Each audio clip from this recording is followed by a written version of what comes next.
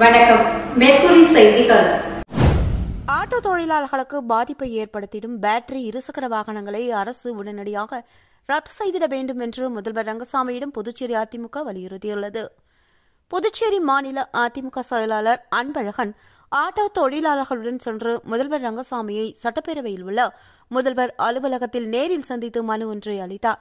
அவர் அளித்துள்ள மனுவில் புதுச்சேரி மாநிலத்தில் நகர பகுதியில் மட்டும் சுமார் 5000க்கும் மேற்பட்ட ஆட்டோ தொழிலாளர்கள் தங்களது சுய முதலீட்டில் சுற்றுலா பயணிகளையும் உள்ளூர் மக்களையும் நம்பி தொழில் புரிந்து வருகின்றனர். கடந்த சில தினங்களாக புதுச்சேரி நகர பகுதிகளில் சுற்றுலா பயணிகளை குறிவைத்து சுமார் 4000க்கும் மேற்பட்ட பதிவு எண்கள் இல்லாத பேட்டரியில் இயங்கும் இருசக்கர வாகனங்கள் கொண்டுவரப்பட்டுள்ளது. இவை அனைத்தும் சுற்றுலா பயணிகள் கூடும் பேருந்து நிலையங்கள், திரையரங்குகள், ரயில் நிலையம், சுற்றுலா தலங்கள் ஆகிய பகுதிகளில் நிறுத்தப்பட்டு ஆன்லைன் புக்கிங் மூலமாக முன்பதிவு செய்து வாடகைக்கு விடப்படுகிறது. இதனால் ஆட்டோ தொழிலில் ஈடுபட்டு வரும் ஆட்டோ தொழிலாளர்கள் மிகப்பெரிய பாதிப்புக்கு ஆளாகி வருகின்றனர். சுற்றுலா வளர்ச்சி என்பது அவசியமான ஒன்றாக இருந்தாலும் சுற்றுலாவை நம்பி கடந்த பல ஆண்டு காலமாக தொழிலில் இருக்கும் ஆட்டோ தொழிலாளர்களை முழுமையாக பாதிப்புக்கு உள்ளாக்கும் இந்த பேட்டரி இருசக்கர வாகனங்களை உடனடியாக ரத்து செய்திட வேண்டும் என்றும், எனவே முதல்வர் இந்த பேட்டரியில் இயங்கும் இருசக்கர வாகனங்களால் பாதிக்கப்படும் ஆட்டோ தொழிலாளர்களின் நலனை கருத்தில் கொண்டு உரிய நடவடிக்கை எடுக்க வேண்டும் என்றும் அந்த மனுவில் அன்பழகன் கூறியுள்ளார். ராகுல் காந்திக்கு கொலை மிரட்டல் விடுத்த பாஜக மற்றும் சிவசேனா கட்சி நிர்வாகிகள் மீது வழக்கு பதிவு செய்திட வலியுறுத்தி காங்கிரஸ் கட்சியின் மாநில தலைவர் வைத்திலிங்கம் எம்பி தலைமையில் காங்கிரசார் பெரியகடை காவல் நிலையத்தில் புகார் அளித்தனர். இடஒதுக்கீட்டை ரத்து செய்யும் ராகுல் காந்தியின் கருத்துக்காக அவரது நாக்கை துண்டிப்பவருக்கு 11 லட்சம் ரூபாய் பரிசு வழங்குவேன் என்று ஏக்நாத் ஷிண்டே தலைமையிலான சிவசேனா கட்சி எம்எல்ஏ சஞ்சய் கேக்வாட் கூறியிருப்பது பெரும் சர்ச்சையை ஏற்படுத்தியுள்ளது.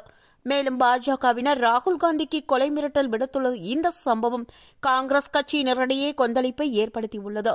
இந்நிலையில் பாஜக மற்றும் சிவசேனா எம்எல்ஏக்கள் மீது வழக்கு பதிவு செய்திட வலியுறுத்தி புதுவையில் காங்கிரஸ் கட்சியின் மாநில தலைவர் வைத்திலிங்கம் எம்பி தலைமையில் முன்னாள் முதல்வர் நாராயணசாமி உட்பட காங்கிரசார் பெரியகடை காவல் நிலையத்தில் புகார் மனு அளித்துள்ளனர். இதேபோல் காங்கிரஸ் கட்சியின் மாநில சிறப்பு அழைப்பாளர் வெங்கடாஜலபதி தலைமையில் காலாப்பட்டு தொகுதி காங்கிரசார் லாஸ்பேட்டை காவல் நிலையத்தில் புகார் அளித்தனர். மேலும் நெட்டப்பாக்கம் தொகுதி காங்கிரசார் சார்பில் நெட்டப்பாக்கம் காவல் நிலையத்தில் புகார் அளிக்கப்பட்டுள்ளது.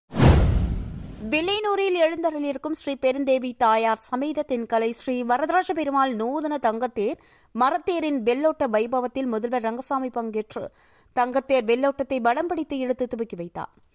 வில்லியனூர் பகுதியில் எழுந்தருளியிருக்கும் ஸ்ரீ பெருந்தேவி தாயார் சமேத தென்கலை ஸ்ரீ வரதராஜ பெருமாள் நூதன தங்கத்தேர் மரத்தேரின் வெள்ளோட்ட வைபவம் நடைபெற்றது.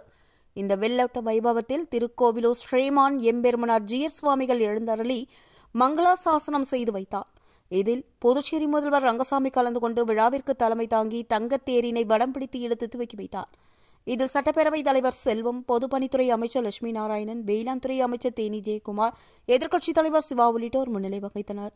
இதற்கான ஏற்பாட்டினை ஸ்ரீ ரங்கராஜன் சேரிட்டபிள் டிரஸ்ட் நிர்வாகிகள் மற்றும் தங்கத்தேர் திருப்பணிக்குழு மற்றும் திருக்கோவில் நிர்வாக அதிகாரிகள் உள்ளிட்டோர் செய்திருந்தனர். வில்லியனூர் மூப்பனார் வணிக வளாகம் எதிரே இந்திய கம்யூனிஸ்ட் கட்சி வில்லியனூர் மங்கலம் ஒசூர் தொகுதி குழு சார்பில் கண்டன ஆர்ப்பாட்டம் நடைபெற்றது. இந்திய கம்யூனிஸ்ட் கட்சி வில்லியனூர் மங்கலம் ஒசூர் தொகுதி குழு சார்பில் தொகுதி செயலாளர் பெஞ்சமின் தலைமையில் ஆர்ப்பாட்டம் வில்லியனூர் மூப்பனார் வணிக வளாகம் எதிரே நடைபெற்றது. இதில் மங்கலம் ஒசூர் வில்லியனூர் தொகுதி முழுவதுமாக வீடற்ற மக்களை கணக்கெடுத்து இலவச வீட்டுமனை பட்டா வழங்கிட வேண்டும், வில்லியனூர் ஆரம்ப சுகாதார நிலையத்தை இன்றைய மக்கள் தொகைக்கேற்ப தரம் உயர்த்திய அனைத்து நோய்களுக்குமான சிகிச்சை 24 மணி நேரமும் கிடைத்திட நடவடிக்கை எடுத்திட வேண்டும், வில்லியனூர் கொம்யூன் முழுவதுமாக சட்டத்திற்கு புறம்பாக விளைநிலங்களை வகை மாற்றம் செய்து சுற்றுச்சுவர் அமைத்து மனைகளாக பிரித்து விற்பனை செய்வதை தடுத்திட வேண்டும், வில்லியனூர் மார்க்கெட்டை மழைக்காலம் துவங்குவதற்கு முன்பாக கட்டுமான பணிகளை முடித்து திறந்திட வேண்டும் என்பன வலியுறுத்தி கண்டன ஆர்ப்பாட்டம் நடைபெற்றது. தொகுதி துணை செயலாளர் பெருமாள் தலைமையில் நடைபெற்ற இந்த ஆர்ப்பாட்டத்தில் 50க்கும் மேற்பட்டோர் கலந்து கொண்டு கண்டன கோஷங்களை எழுப்பினர். வில்லியனூர் தொகுதியில் 7 லட்சம் ரூபாய் செலவில் நீர்ப்பாசன வாய்க்கால்களை தூர்வாரும் பணியினை எதிர்க்கட்சித் தலைவர் சிவா துவக்கி வைத்தார். புதுச்சேரி மாநிலம் வில்லியனூர் சட்டமன்ற தொகுதிக்கு உட்பட்ட தில்லை நகர், கருப்பட்டி வாய்க்கால், மாதா கோவில் வாய்க்கால், பாலாஜி நகர் வாய்க்கால், ஒதியம்பட்டு வாய்க்கால், பெரம்பை வாய்க்கால் மற்றும் பெரியபேட் வாய்க்கால்கள் மழைக்காலத்திற்குள் தூர்வார வேண்டும் என்று பொதுப்பணித்துறை தலைமை பொறியாளர் தீனதயாளனிடம் சட்டமன்ற எதிர்க்கட்சித் தலைவர் சிவா கோரிக்கை விடுத்திருந்தார்.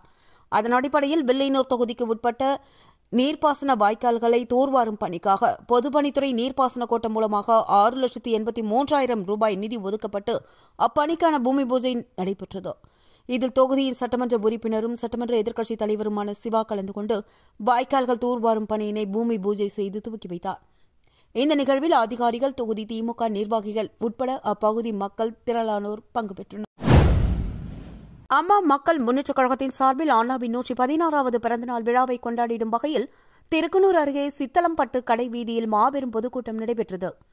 அம்மா மக்கள் முன்னேற்றக் கழகம் விழுப்புரம் கிழக்கு மாவட்டம் சார்பில் கழக பொதுச் செயலாளர் மக்கள் செல்வர் டிடிவி தினகரன் ஆணைக்கிணங்க பேரறிஞர் அண்ணாவின் 116வது பிறந்தநாள் விழாவை கொண்டாடிடும் வகையில் விழுப்புரம் கிழக்கு மாவட்டம் கண்டமங்கலம் வடக்கு ஒன்றியத்திற்கு உட்பட்ட திருக்குனூர் அருகே சித்தலம்பட்டு கடைவீதியில் மாபெரும் பொதுக்கூட்டம் கழக செயலாளர் கோவிந்தராஜ் தலைமையில் அமைப்பு செயலாளர் முன்னாள் எம்எல்ஏ வானூர் கணபதி முன்னிலையில் நடைபெற்றது.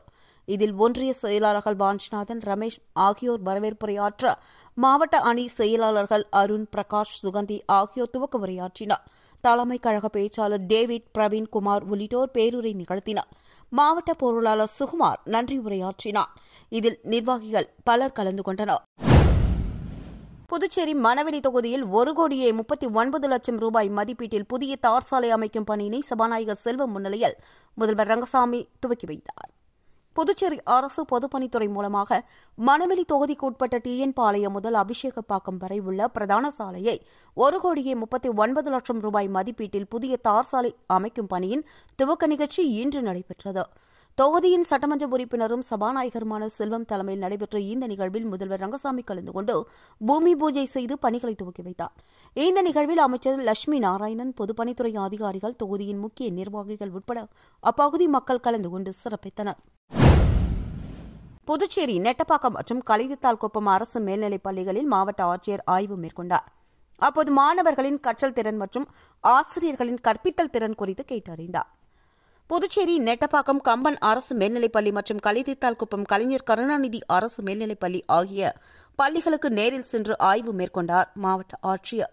பள்ளிகளில் வகுப்பறைகள், நூலகம், ஆய்வுக்கூடம் உட்பட இடங்களை ஆய்வு செய்த மாவட்ட ஆட்சியர் பள்ளிகளில் அடிப்படை வசதிகள் உள்ளனவா, ஆசிரியர்கள் மற்றும் பணியாளர்கள் சரியான நேரத்தில் வருகை புரிகின்றனரா என்பது குறித்து மாவட்ட ஆட்சியர் குலோத்துங்கன் ஆய்வு மேற்கொண்டார். தொடர்ந்து பாடத்திட்டங்களில் மாணவர்களின் கற்றல் திறன் மற்றும் ஆசிரியர்களின் கற்பித்தல் திறன் குறித்து கேட்டறிந்தார்.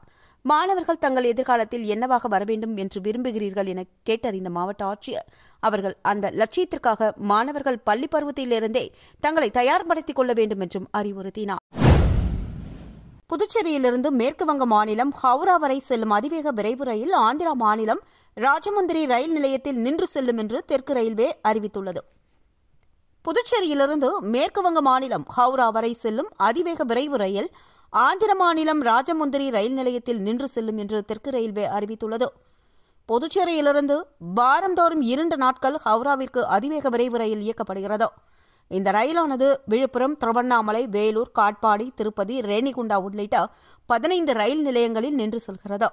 இந்நிலையில் செப்டம்பர் 22ஆம் தேதி ஹவுராவிலிருந்து புதுச்சேரிக்கு வரும் விரைவு ரயிலானது ராஜமுந்திரி ரயில் நிலையத்தில் நின்று செல்லும் என்றும், அதேபோல் செப்டம்பர் 25ஆம் தேதி அன்று புதுச்சேரியிலிருந்து புறப்பட்டு ஹவுராவிற்கு செல்லும் விரைவு ரயில் ராஜமுந்திரி ரயில் நிலையத்தில் நின்று செல்லும் என்றும் தெற்கு ரயில்வே அறிவித்துள்ளது. புதுச்சேரியில் சென்டாக் மூலம் நடைபெறும் முதுநிலை பல் மருத்துவம், பொறியியல் படிப்புகளுக்கான மாணவர் இறுதி சேர்க்கையை நிறுத்த வேண்டும் என்று சுயேட்சை சட்டமன்ற உறுப்பினர் நேரு தலைமையில் சமூக நல அமைப்பினர் முதல்வர் ரங்கசாமியை சந்தித்து வலியுறுத்தியுள்ளனர். புதுவை சட்டப்பேரவை வளாகத்தில் முதல்வர் ரங்கசாமியை உருளையன்பேட்டை தொகுதி சுயேட்சை சட்டமன்ற உறுப்பினர் நேரு தலைமையில் பொதுநல அமைப்பினர் சந்தித்து மனு ஒன்றை அளித்துள்ளனர். அவர்கள் அளித்துள்ள மனுவில் புதுவையில் முதுநிலை பல் மருத்துவ படிப்பு, பொறியியல் படிப்புக்கான மாணவர் சேர்க்கை சென்டாக் மூலம் நடைபெறுகிறது என்றும், இந்நிலையில் அரசு நிர்வாக தாமதத்தால் 3 சுற்று மாணவர் சேர்க்கை நடத்தப்பட்டு பின்னர் இடஒதுக்கீடின்றி மாஃபாப் முறையில் நேரடி பொதுப்பட்டியலில் மாணவர் சேர்க்கை நடைபெறுகிறது என்றும், மாஃபாப் முறை காரணமாக இடஒதுக்கீடு முறையாக பின்பற்றப்படவில்லை என்றும் குற்றம் சாட்டியுள்ளனர். மேலும் இதனால் ஏழை மாணவர்கள் பாதிக்கப்படுவதாகவும், எனவே முதல்வர் இதில் தலையிட்டு அகில இந்திய தொழில்நுட்ப குழு பல் மருத்துவக் கல்வி அமைப்பின் அனுமதி பெற்று இடஒதுக்கீட்டு